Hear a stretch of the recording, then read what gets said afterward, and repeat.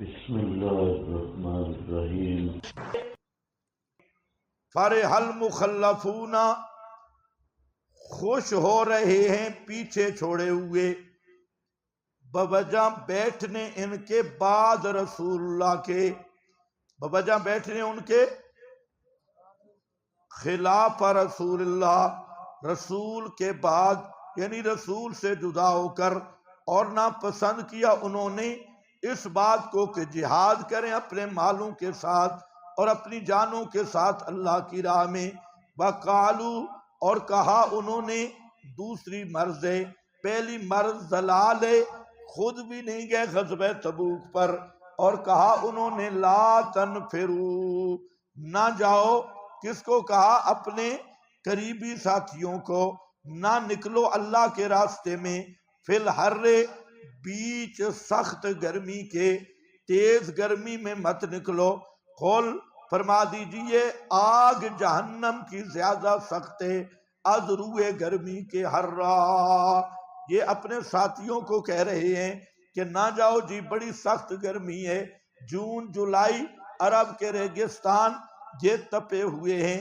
اللہ فرماتے ہیں منافقوں کو بتا دو کہ گرمی جہنم کی زیادہ سخت ہے، اس کی نسبت لو کانو یفقہون، پھر آ گیا منافق سے فقاہت کی نفی، بلو کانو یفقہون، اگر ہوتے یہ سمجھتے بوجھتے، لیکن بالکل ان کے سر میں خشکی ہے اور بات سمجھ ہی نہیں سکتے۔ فَلْيَضْحَكُوا قَلِيلًا، پس چاہیے کہ یہ فَلْيَضْحَكُوا الانشاء بمعنی الخبر، خبر والا معنی کرنا ہے۔ فَلْيَضْحَكُوا، چاہیے کہ ہنسیں، قلیلاً، تھوڑی مدت یعنی دنیا میں، وَلْيَبْكُوا كَثِيرًا، اور روئیں بہت زیادہ یعنی دواماً آخرت میں۔ مطلب ہے کہ منافق تھوڑا ہنسیں گے، دنیا کے چند روزہ زندگی یہ ہنستے گزاریں گے، اور روئیں گے دائماً، ہمیشہ کے لیے رونا ہوگا جہنم میں۔ جزاء بما کانوا یکسبون، بدلہ اس کا، ما سے مراد کفر و نفاق ہے، بدلہ اس کفر و نفاق کا کہ تھے یہ کماتے۔ فَإِن رَجَعَكَ اللَّهُ إِلَىٰ طَائِفَةٍ، یہ معاملہ منافقین در حیات، اگر لوٹا دے اللہ آپ کو طرف ایک گروہ کے، منہم، ان میں سے، یہ باتیں ہو رہی ہیں تبوک کے سفر پر، فرمایا اگر اللہ واپس لے جائے آپ کو ان کے ایک طائفہ کی طرف، یہ ایک طائفہ کیوں کہ یہ سفر لمبا تھا، 1 مہینے کا سفر تھا، ظاہر بات ہے اس مہینے کے درمیان وہ جو بڑے بڑے منافق تھے انہوں میں سے کچھ نے مرنا بھی تھا اور کچھ نے آگے پیچھے بھی جانا تھا، اس لیے طائفہ کا لفظ استعمال کیا، منہم، ان میں سے، فاستأذنوک، پس آپ سے اجازت مانگیں گے، للخروج، نکلنے کے لیے، فقل، پس آپ اس وقت کہہ دینا، ہرگز نہیں نکلو گے تم میرے ساتھ،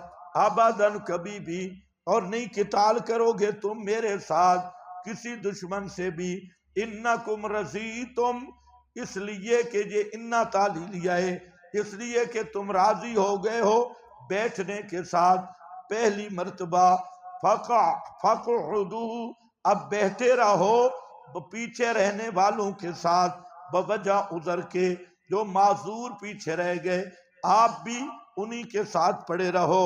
تو یہ ہے کہ جب آپ غزوہ تبوک سے واپس جائیں گے تو یہ منافق جو گھروں میں پڑے ہیں، جیسے آج کل کے ماحول میں آسائش میں اور خوش و خرم، جب اور کوئی جنگ قریب ہوگی اور حصول غنیمت کا بھی آسان ہوگا تو یہ سارے تلواریں لے کے آ جائیں گے اور نعرے تکبیر لگائیں گے، لبیک یا رسول اللہ، غلامی رسول میں موت بھی قبول ہے، ہم آ گئے سارے حلوہ خور، ہمیں بھی ساتھ لے جاؤ۔ تو فرمایا میرے پیغمبر آپ ذہن میں رکھ لیں، ان بے ایمانوں میں سے کسی کو اب جہاد کے ساتھ نہیں لے جانا۔ جب اتنا بڑا مشکل مارکا تھا اور رومیوں کے ساتھ اتنی گرمی میں تو یہ بے ایمان اے سیوں پہ پڑے رہے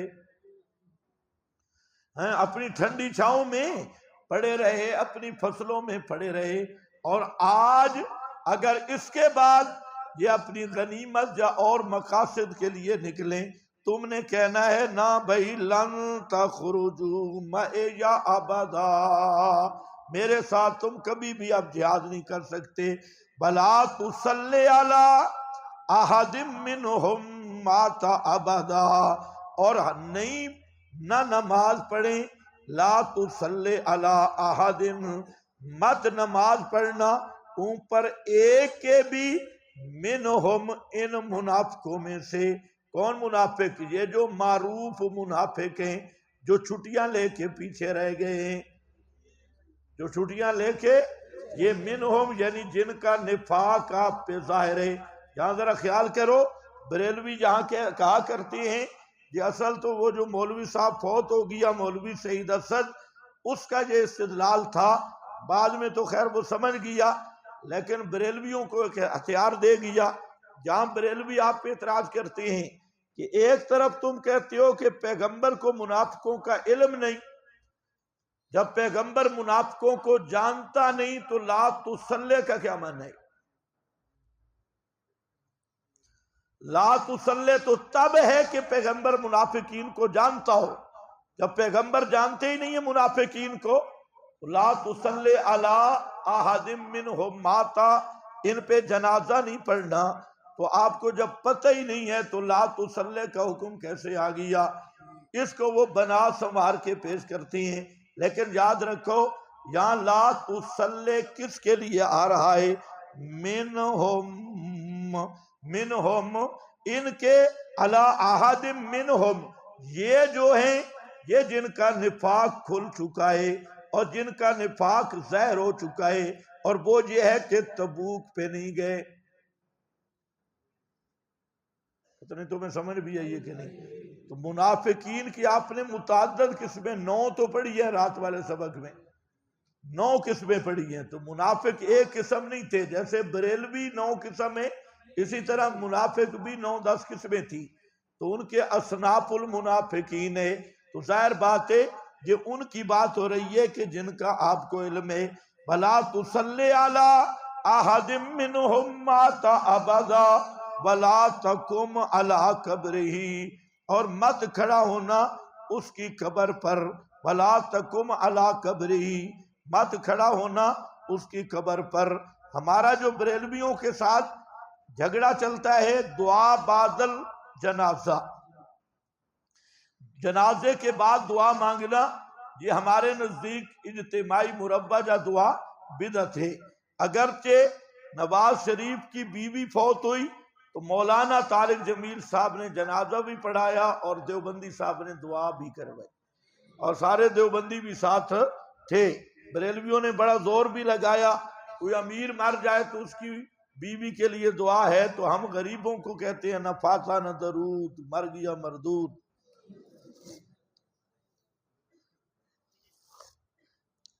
اس لیے یاد رکھ لو جنازے کے بعد اجتماعی دعا مربع کیا ہے؟ بدعت ہے۔ اب ہمارے حضرات نے اس مسئلہ میں پہلے بھی میں گفتگو کر چکا ہوں کہ بریلوی حضرات نے پینترا بدلا ہوا ہے، وہ جتنی پکار والی آیات ہیں وہ فٹ کرتے ہیں دعا بعد الجنازہ پہ۔ قال ربکم ادعونی استجب لکم، اللہ فرماتے ہیں جب مانگو میں سنتا ہوں۔ تو کون ہے جنازے کے بعد روکنے والا؟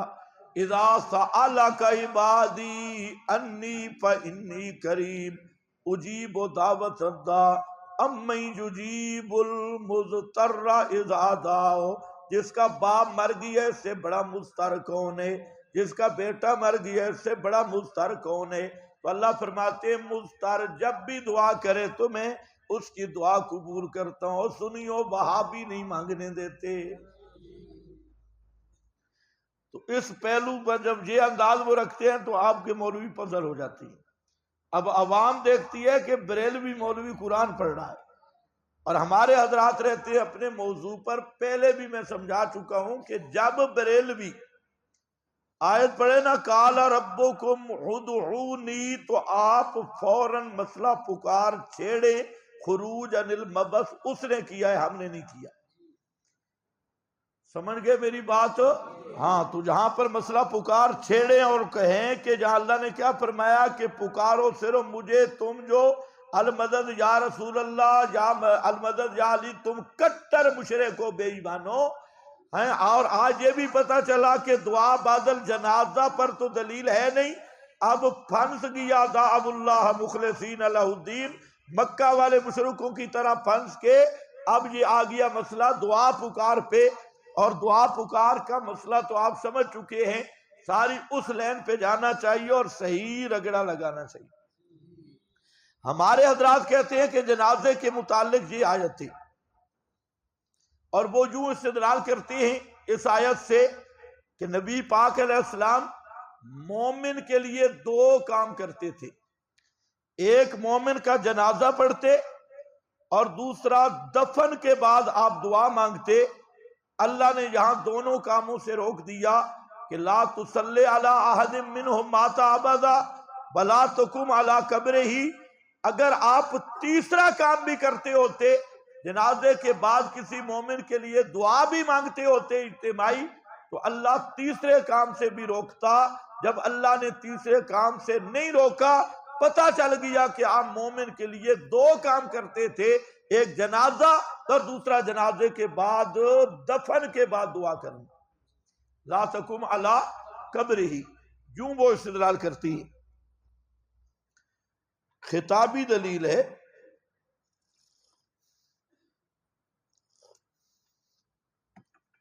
بلا تقم علی قبرہ انہم، تم نکال سکتے ہو اگر آپ مومن کا ہیلا اسقاط کرتے تو منافق کے ہیلا اسقاط سے بھی منع تھا۔ آپ مومن کے لیے جو دو کام کرتے، منافق کے لیے ان دو کاموں سے روکا گیا ہے۔ سمجھ گئے؟ انہم کفروا باللہ ورسولہ وماتوا وہم فاسقون۔ اب بتاؤ، قرآن کافر نمازی کو کہہ رہا ہے، یہ کلمہ پڑھنے والے ہیں، نمازیں پڑھنے والے ہیں، لیکن قرآن پھر بھی انہیں کافر کہہ رہا ہے۔ انہم کفروا، اور مت تعجب میں ڈالے آپ کو مال ان کے اور اولاد ان کی، سوائے اس کے نہیں ارادہ کرتے ہیں اللہ پاک یہ کہ عذاب دے ان کو ان مالوں کے ذریعے دنیا میں، وَتَضْحَكَ، اور نکلیں روحیں ان کی، وَهُمْ، اس حال میں کہ وہ کفر کرنے والے ہوں۔